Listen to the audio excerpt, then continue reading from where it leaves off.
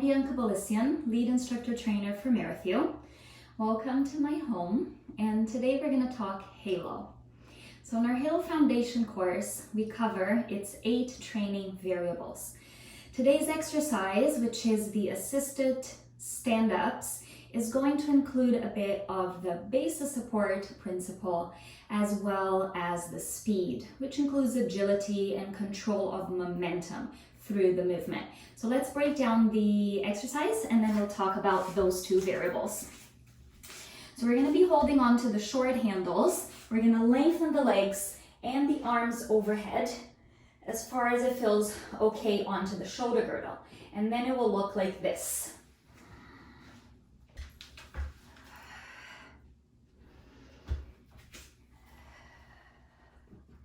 So I'm pulling arms and legs into each other, and then I shift the weight forward. I use a little bit of momentum to transfer the weight onto the feet, like a deep squat, and then I come up to standing, pulling the halo with me like I'm pulling my pants up. And then I control back down onto that deep squat, land the pelvis, and then roll back, reaching arms and legs away.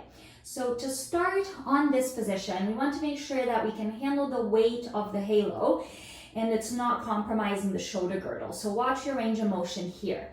Then we're gonna do like a crunch, pulling the torso up and the legs. And now here I'm going to keep the legs as close together as I can. Hip distance apart is okay. And then I'm gonna shift the weight forward. You can see how flexibility is a huge part of this here. And then I transfer the weight completely onto the feet and lift up, pulling my pants up with me. So I bend the knees again, the flexibility of that deep squat, land the pelvis, the control of the core as I reach the legs and the arms away. So now here I need to have that speed in order to get the momentum I need to transfer the weight. I don't want to throw myself over and fall on my head the other way, but it needs to have that bit of momentum. So we need to be able to control that. So once that is achieved and we have that coordination, we now have to think about flexibility. So not everyone can afford to be in this deep squat. So we can work towards it with different programming and different exercises, but if we can't afford it right now, there are different variations that we can use to achieve the assisted stand-ups. So we're going to firstly push the feet into the long handle to help us come up. Then instead of bringing my feet through the space between the handles, I'm gonna keep them away.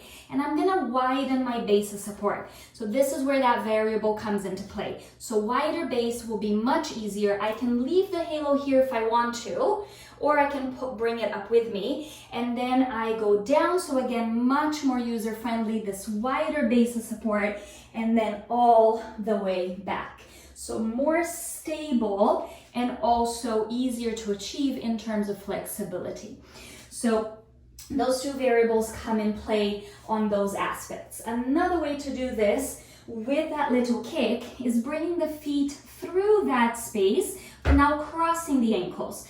Push the feet, and then I can adjust the feet at the top, and then I can cross out again on the way down and bring it all the way back. If you're making it faster, you can stay crossed and control it back. So it'll look like this. And release. Good. So try to do that and talk at the same time.